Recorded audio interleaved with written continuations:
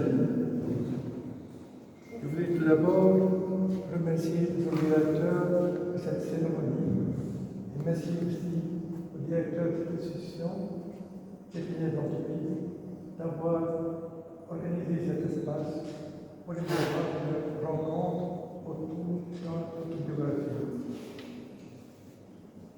Je suis médecin par vocation, pétri des valeurs humanitaires par conviction et enfant de manière par la destinée.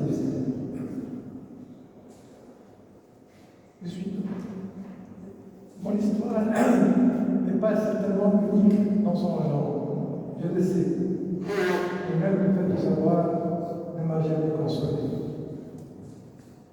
En écrivant ce livre, je n'avais aucune prétention, sauf peut-être d'apporter un éclairage sur ma vie, sur mon expérience, en insistant sur les événements que j'ai jugés importants dans la construction de mon identité.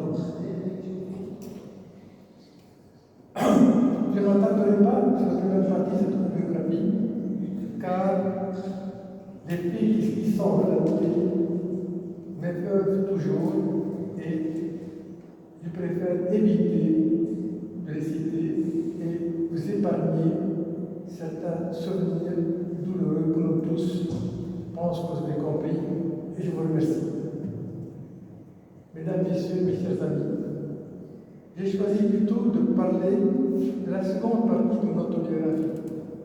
Elle est consacrée aux actions que j'ai réalisées, également aux projets que j'espère avoir menés à bien pour notre ville de Mehdi.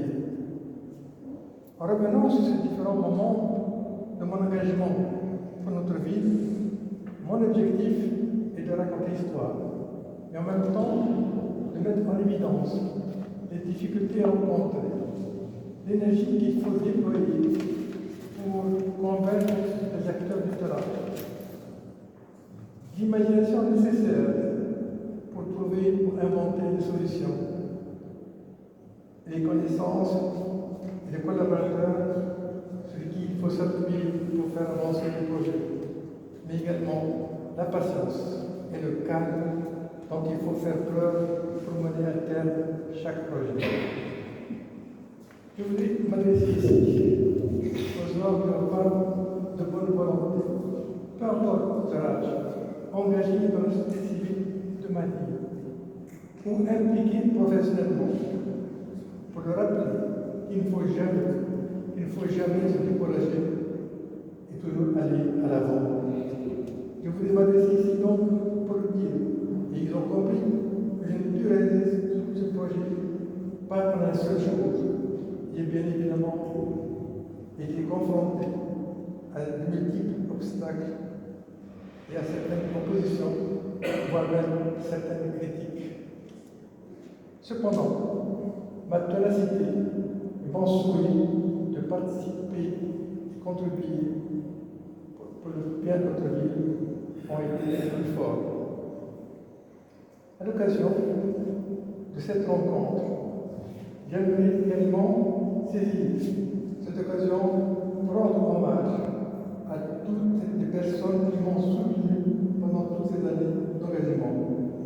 Nombre d'entre eux, malheureusement, ne sont plus de ce monde. Je ne les oublie pas et que leur mémoire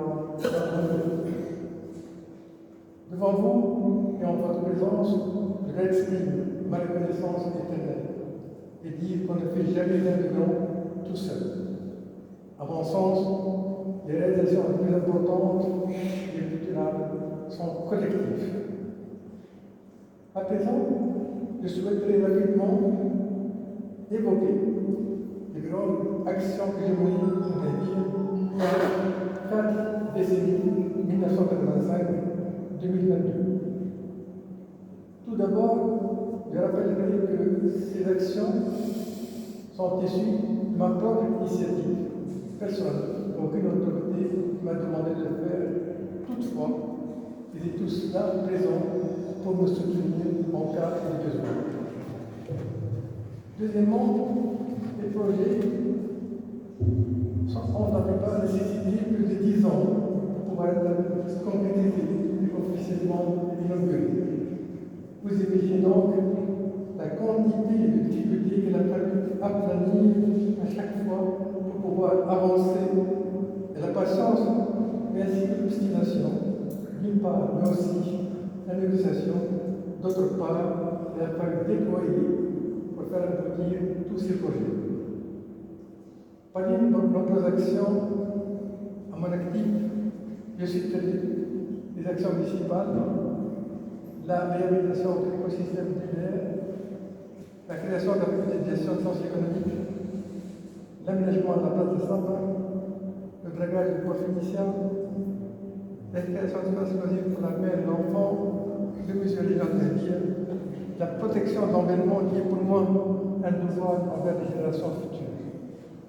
Enfin, l'envahissement de la ville, et notamment la plantation de plusieurs milliers de palmiers sur la corniche, qui donne une fière allure à cette promenade sans appropriée climat.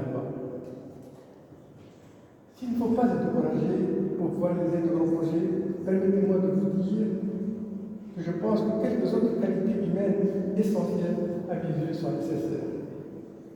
Avant d'illustrer mon propos, je vais ici reprendre une citation d'un philosophe japonais, Yukio Mishima, qui m'a inspiré et que voici. Quand on pense au bonheur d'autrui, on rêve sans le savoir à une forme d'accomplissement de son propre bonheur. Cette citation m'a profondément marqué et a dicté ma ligne de conduite durant toute ma vie. J'ai lié mon bonheur à celui des autres. J'ai conditionné mon bonheur à la réalisation de projets altruistes ayant vocation à rendre heureux les autres. Tout ce que j'ai fait pendant 40 ans était exempt d'égoïsme ou d'intérêt personnel. Je n'ai jamais cherché à être récompensé pour ces actions.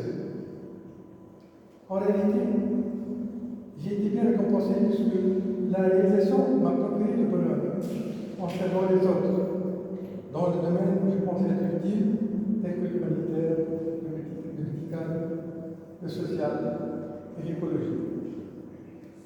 Aujourd'hui, je trouve que notre société manque réellement de solidarité, de sens de partage et d'altruisme. Pourtant, quoi de plus noble que de vivre honnête de citoyens, ses frères et ses sœurs?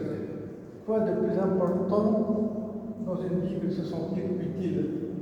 Quoi de plus gratifiant que de partager ce qu'on a acquis? Mesdames, Messieurs, mes chers amis, malgré les circonstances dramatiques de ma naissance, mon entourage familial m'a donné l'amour et la force pour y survivre. Mes grands-parents, notamment, mais pas seulement. Je pense à certains de mes enseignants aussi, m'ont offert les moyens de ma résilience. C'est grâce à eux que j'ai pu trouver tout au long de ma vie d'adulte le ressort nécessaire afin d'alléger autant que possible la misère multiforme de ceux qui m'entourent. C'est grâce à eux, et sans doute aussi pour eux et leur mémoire, que je suis autant engagé. À cet égard, il est évident que ma formation de médecin et mon statut social m'ont été d'un grand secours pour secourir, pour aider les hommes et les femmes qui ont besoin. Personne ne m'y va. Mais en agissant ainsi, je n'étais pas en quête d'approbation ou de reconnaissance sociale. Être anonyme me va.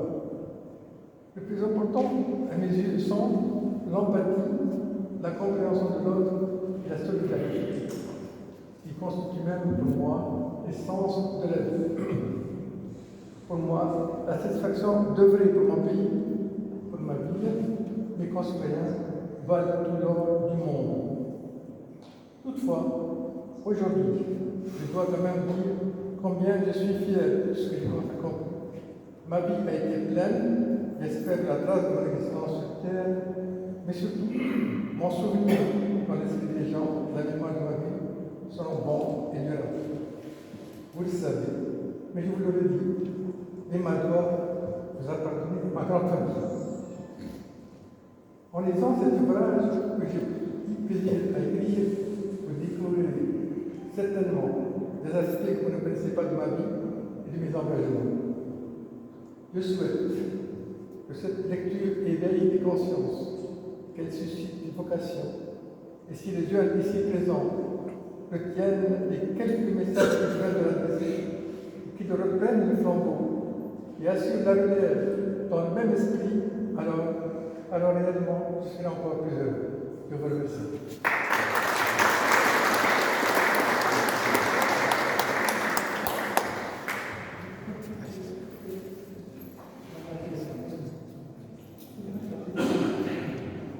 La télévision.